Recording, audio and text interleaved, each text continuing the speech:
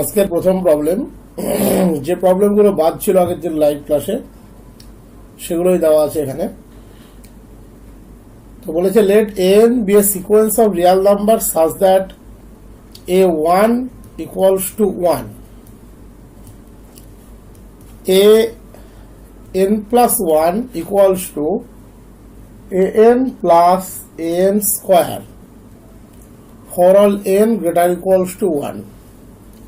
চারটে অপশন দিয়েছে। a4 equals to this, limit n tends to infinity 1 by an 0, limit n tends to infinity 1 by an 1, limit n tends to infinity an equals to 0. তো যাই হোক, an plus 1 equals to an plus an square, that is equals to an into 1 plus an, এটা আমরা লিখতে পারি। First অপশনটা দিয়েছে a4 এর বেসিসে, তাহলে দেখা যাক a4 এর ভ্যালু কত হচ্ছে। a4 that equals to a3 into 1 plus a3, এর জায়গায় এই রিলেশনটিতে 3 বসালেই তুমি এটি পেয়ে যাবে। এবারে এই রিলেশনটিতে এদের জায়গাতে 2 বসাও, তাহলে a3 ইকুয়ালস টু কত পাবে? a2 into 1 plus a2, 1 plus a3 as usual থেকে যাবে। এবারে এদের জায়গায় 1 বসাও, তাহলে a2 equals to a1 into 1 plus a1, তার সাথে 1 plus a2 1 plus a3 এর গুণফল যেমন ছিল থেকে যাবে। তাহলে a4 that equals to a1 into 1 plus a1 into 1 plus a2 plus into 1 plus a3, তাহলে a4 equals to যেটা দেওয়া আছে এটা রং অপশন। নেক্সট আমরা 1 by an এর লিমিটিং ভ্যালুটার দিকে জোর দেবো, কারণ এটার উপরে দুটো অপশন দেওয়া আছে। 1 by n এর লিমিটিং ভ্যালু বেরোলে an এর লিমিটিং ভ্যালু বের করতে বা ফিল করতে খুব একটা অসুবিধা হওয়ার কথা নয়। তাহলে আমি ধরে নিচ্ছি late bn equals to 1 upon an, then bn plus 1 that equals to 1 by an plus 1, 1 by an plus an square, an plus 1 equals to দেওয়াই ছিল। an মানে 1 by bn,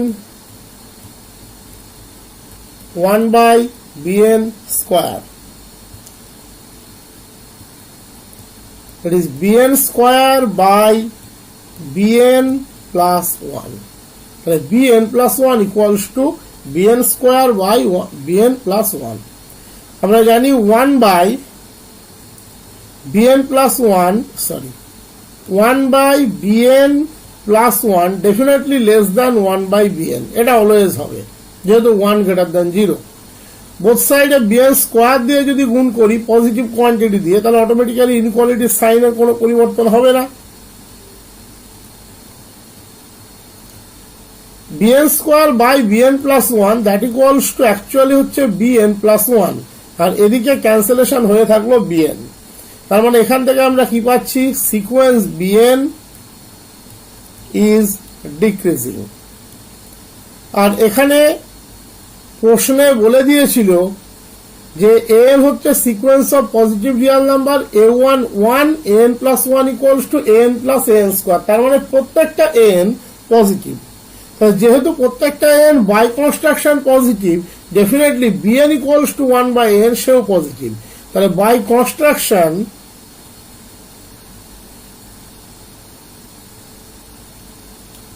construction bn greater than 0 for all n, তার মানে সোজা কথা bn is bounded below,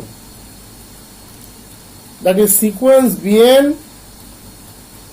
is bounded below। তাহলে একটা sequence monotonic decreasing এবং bounded below, so by monotone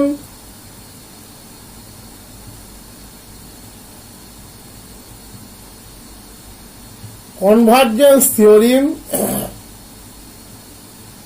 sequence bn is convergent। let limit bn equals to l, তাহলে automatically limit bn plus 1 that equals to l, তার মানে limit bn plus 1 সমান কত বেরিয়েছিল, bn square by bn plus 1,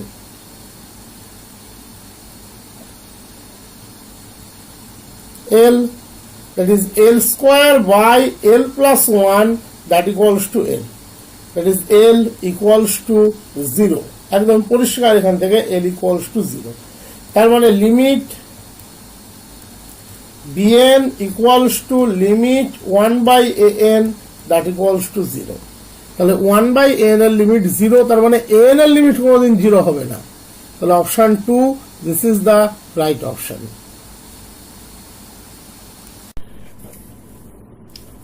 এবারের problem বলেছে consider the interval -1 1, -1 1 open ইন্টারভ্যালটাকে choice করলাম, and the sequence alpha n of elements in it, এর মধ্যে একটা সিকোয়েন্স আলফা এন তুমি কনসিডার করো। চারটা অপশন দিয়েছে, এই সামান্য ডাটাটুকুর ভিত্তিতে every limit point of sequence alpha n is in open interval -1 1, -1 1 open ইন্টারভ্যালের উপরে তুমি যে সিকোয়েন্স গুলো নিয়েছো বা চয়েস করতে পারো সেই ধরনের সিকোয়েন্সের লিমিট পয়েন্ট হচ্ছে ওপেন ইন্টারভ্যাল -1 1 এর মধ্যেই আছে। বলেছে every limit point of sequence alpha n is in closed interval -1 1, that is এখানে এক্সট্রা কি বলছে এক নম্বর অপশনের থেকে, দ্য সিকোয়েন্স আলফা এন যদি ওপেন ইন্টারভ্যাল -1 1 এর মধ্যে থাকে তবু তার লিমিট পয়েন্ট লেফট হ্যান্ড এবং রাইট হ্যান্ড ইন্টারভ্যাল হতে, রাইট হ্যান্ড পয়েন্ট হতে পারে, তার মানে ক্লোজড ইন্টারভ্যাল -1 1 হতে পারে। বলেছে the limit points of alpha n can only be -1 0 1, that is -1 1 open ইন্টারভ্যালের মধ্যে যে সিকোয়েন্সই নাও না কেন তার লিমিট পয়েন্ট মাত্র তিনটে আসতে পারে, -1 0 1, এবং 4 নম্বর বলছে limit points of alpha n can not be in -1 0 1, that is -1 0 1 বাদে বাকিরা হতে পারে। তো দেখা যাক, এই ধরনের প্রবলেম খুবই বুদ্ধি দিয়ে করতে হয় এবং এগুলো এক্সট্রিমলি ইম্পর্টেন্ট প্রবলেম। এখন যে ধরনের সিকোয়েন্স চয়েস করছে, ধরে নাও alpha n equals to 1 - 1 by n, তাহলে খেয়াল করে দেখো এই আলফা এন যে সিকোয়েন্সকে জেনারেট করে সে ওপেন ইন্টারভ্যাল -1 1 এ আছে কিনা, ডেফিনেটলি আছে। আলফা 1 0, আলফা 2 1 - half মানে half, alpha 3 1 - 1/3 that is 2/3, so elements of alpha n belongs to open interval -1 1, এটা নিয়ে কোনো সন্দেহ নেই। Limit alpha n that equals to 1, limit alpha n equals to 1, so option 1 and 4 false, that is right hand point হতেই পারে limit point, তার মানে option 1 ও হচ্ছে না ওপেন ইন্টারভ্যাল -1 1, অপশন 4 ও হচ্ছে না। নেক্সট, লেট, তোমার কালেকশনে গন্ডগোল করছে, alpha n equals to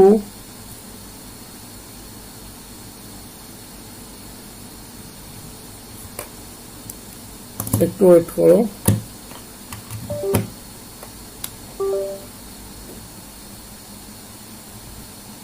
half -1 by n for all n, definitely half -1 by n, তুমি ভ্যালুগুলো ক্যালকুলেট করে দেখো, alpha 1 -1/2, alpha 2 half half that is 0, এভাবে তুমি পরপর পেয়ে যাবে। So elements of alpha n belongs to -1 1 for all n, এটা নিয়েও কোনো ডাউট নেই।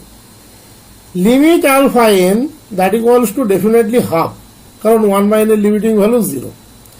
অপশন সি বলেছে limit point of alpha n can only be that is -1 0 1 ছাড়া আর কেউ হবে না। এখানে আমরা পেলাম হাফ একটা limit point. So option 3 not true, that is false. Automatically তাহলে অপশন 2 এটা হবে, বাট প্রমাণটা করে দেখাতে হবে।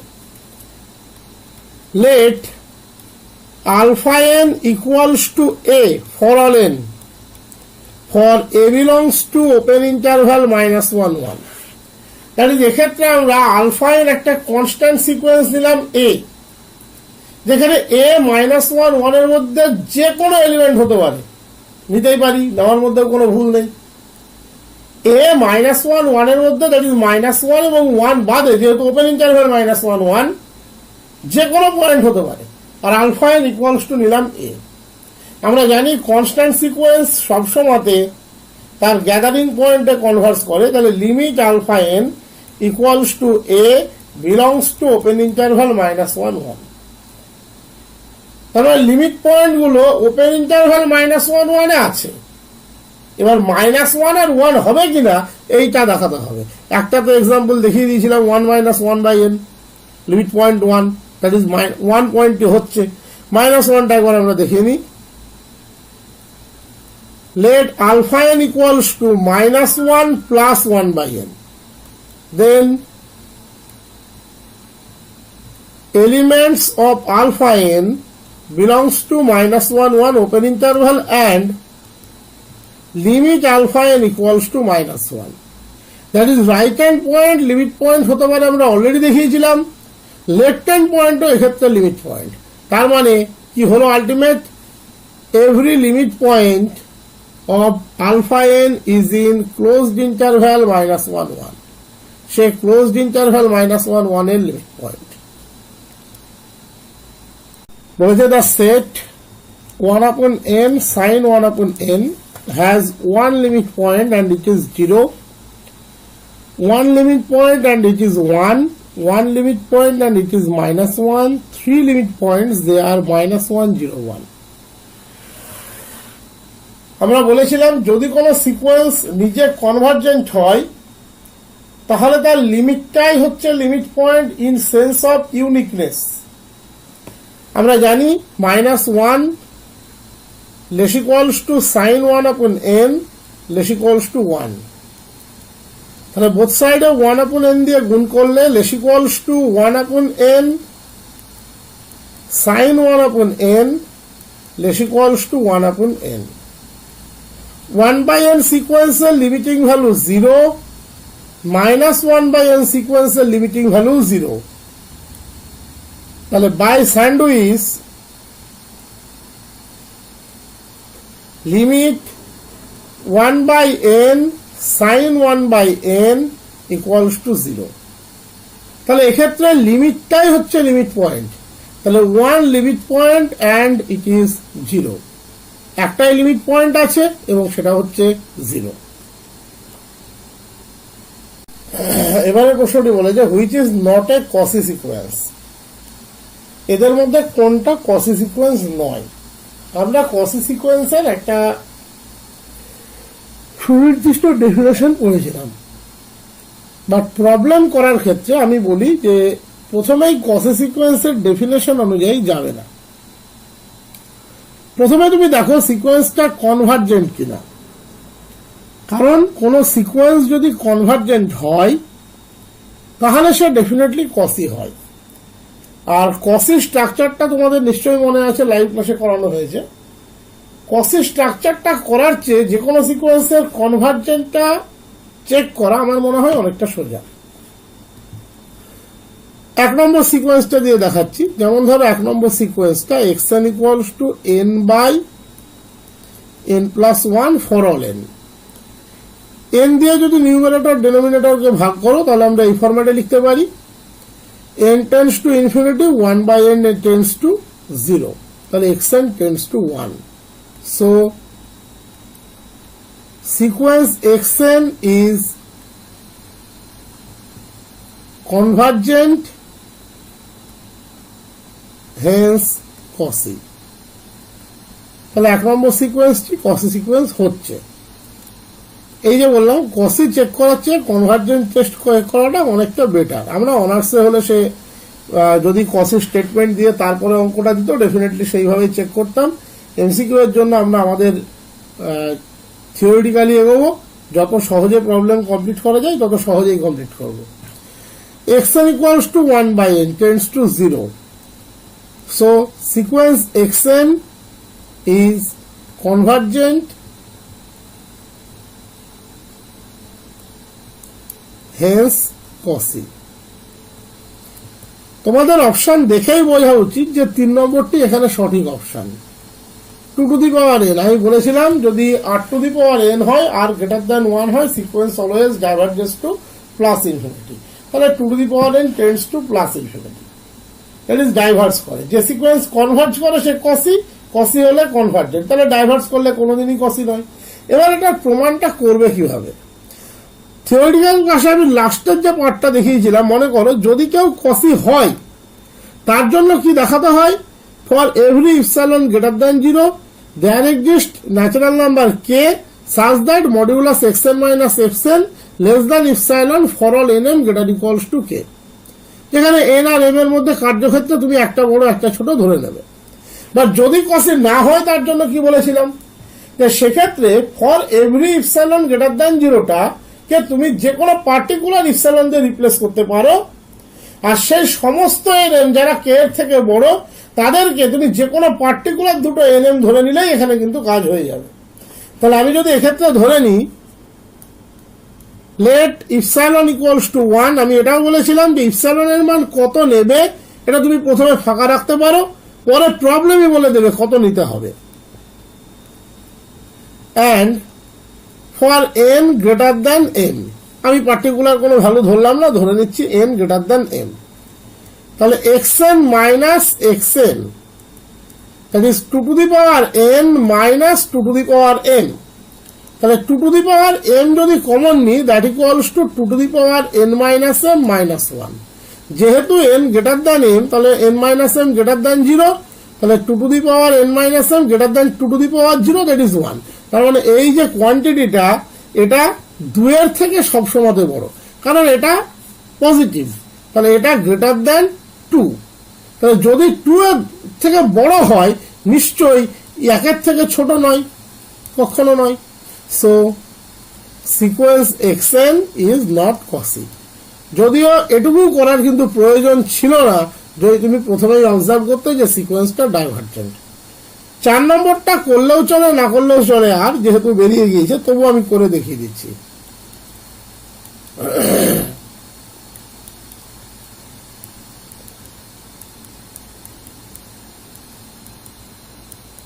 1 by n. Then for n greater than n,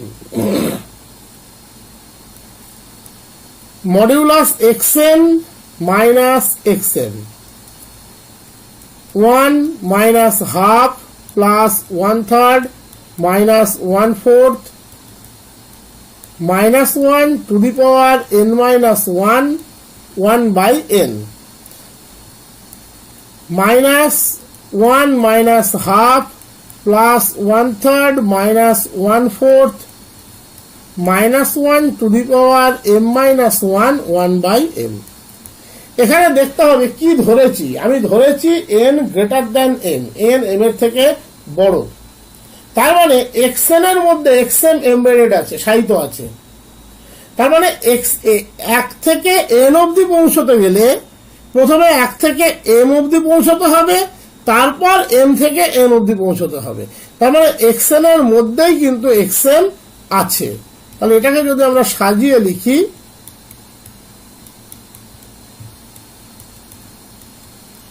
-1 to the power m minus 1, 1 by m, এটা xn চলছে কিন্তু 1 by m plus 1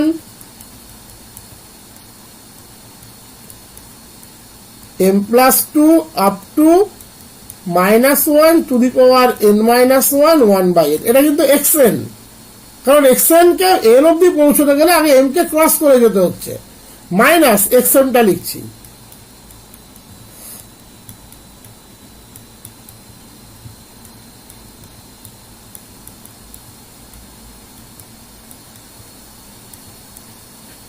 তাহলে এই যে এই সংখ্যক টার্ম এটা অটোমেটিক ক্যান্সেল হয়ে গেল। তাহলে কি পড়ে থাকলো? -1 to the power m 1/m plus 1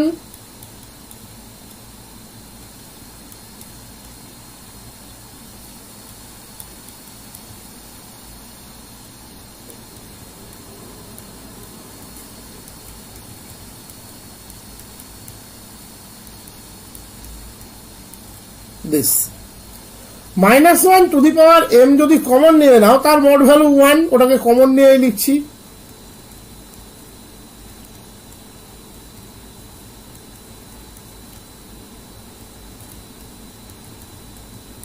-1 to the power 1/m। এবারে খেয়াল করে দেখো 1/m plus 1 minus 1/m plus 2 minus 1/m plus 3, আবার মাইনাস একটা পাবে, এরপর একটা মাইনাস থাকবে, এইভাবে কমন নিয়ে নিয়ে তুমি যাবে। খেয়াল করে দেখো ব্র্যাকেটের মধ্যে যারা আছে তারা সবাই কিন্তু পজিটিভ কোয়ান্টিটি, কারণ বাস্তবে m plus 3 greater than m plus 2, তার মানে 1/m plus 3 less than 1/m plus 2, তার মানে 1/m plus 2 minus 1/m plus 3 এটা গ্রেটার দ্যান 0।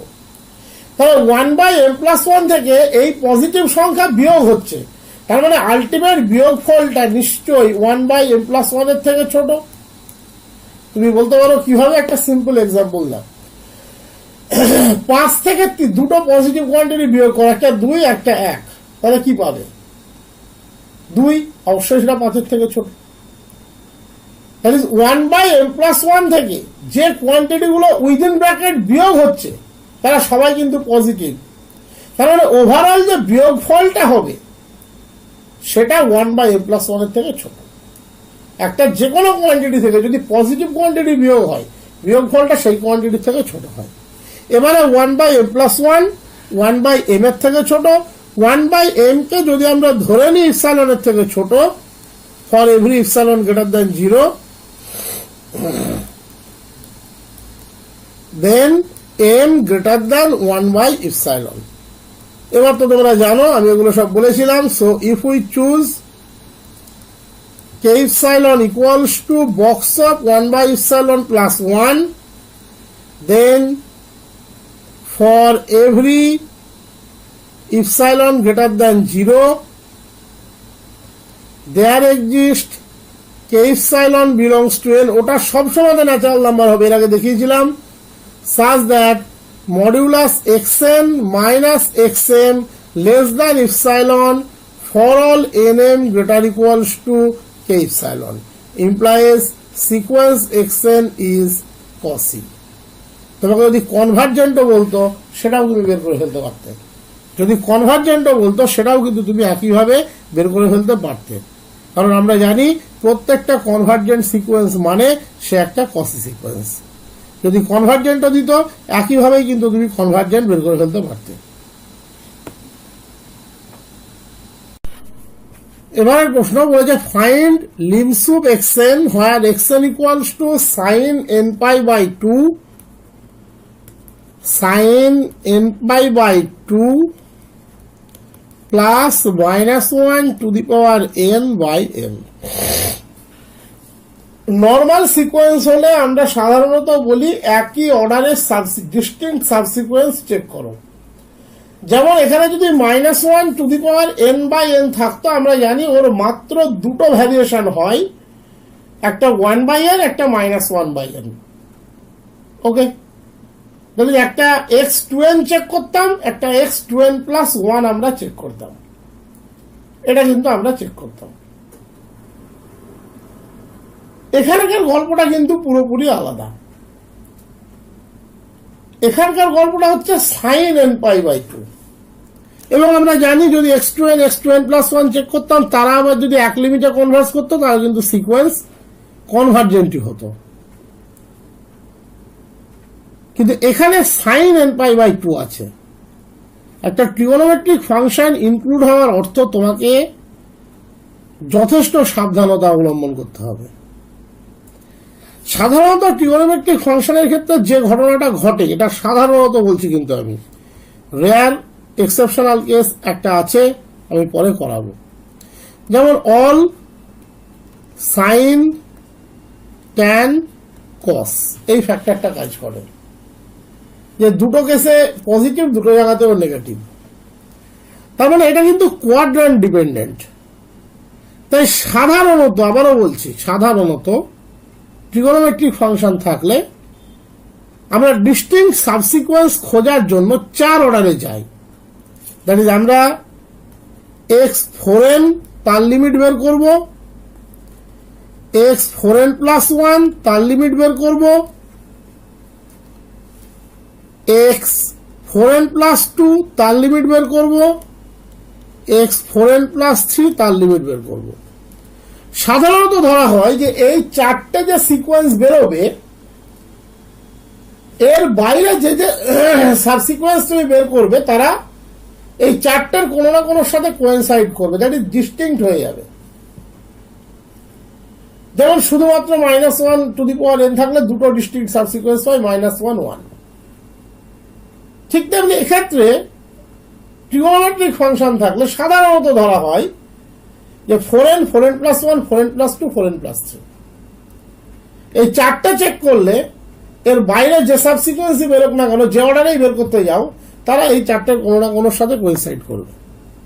তুমি বলতে পারো x2n প্লাস 1 কেন করলাম না, তুমি ভেবে দেখো, কারণ 4টে কোয়াড্র্যান্টে ভ্যালুগুলো চেঞ্জ হয়।